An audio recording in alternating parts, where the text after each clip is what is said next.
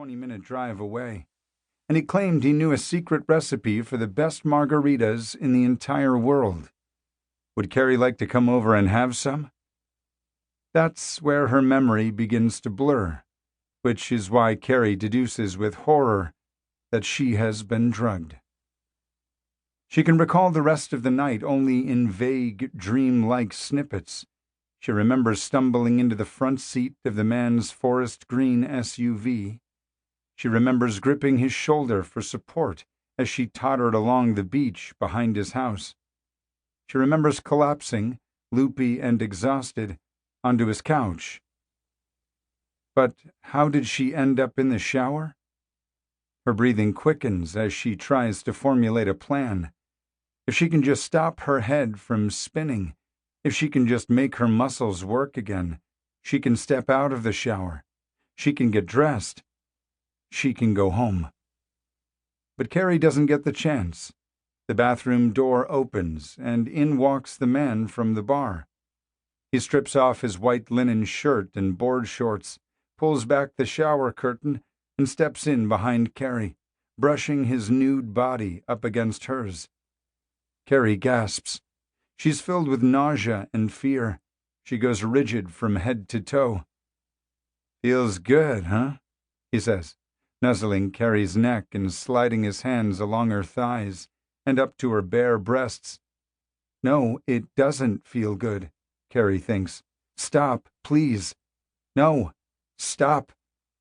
Carrie wants to scream and yell, but no words come out, only muffled sobs. She wants to fight off this monster, spin around, knee this son of a bitch in the groin, dig her nails into his eyeballs.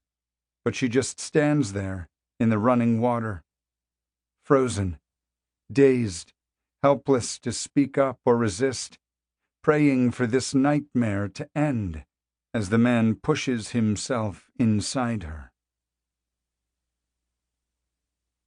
Chapter 1. 4 years earlier. "Paddle faster, dude, you're gonna miss it." Andrew Luster, still boyishly handsome at 32, lies stomach down on an 8-foot-long freshly waxed pinewood surfboard that glistens in the rising California sun.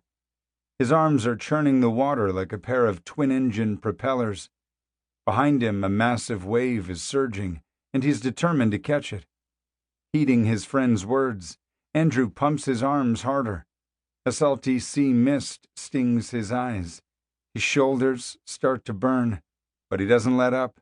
He's set his sights on that wave, and he'll be damned if he's going to let it get away. That's the kind of man Andrew Luster is, and always has been. He's a man who knows exactly what he wants.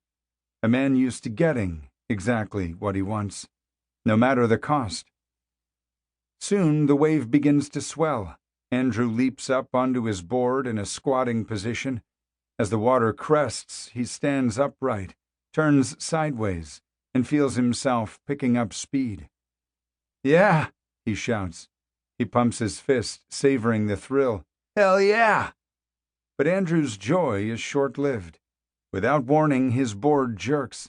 He loses his balance and belly flops into the surf. He quickly fights his way back to the surface, coughs up seawater. His friend John Balden, his neighbor and occasional early morning surfing partner, is floating on his own board nearby, pointing at him and cackling. "Nice wipeout!" For a moment, Andrew is overcome by a rush of shame and fury. He hates being laughed at, almost as much as he hates not getting his way. But then Andrew forces a smile, reverting to his typical easy-going self. "I meant to do that," he calls to John. "I just wish I'd gotten it on tape." He's only half joking. As much as he loves his surfboard, Andrew loves another toy even more, his Super VHS camcorder. His video camera is practically attached to his shoulder whenever he's not in the water.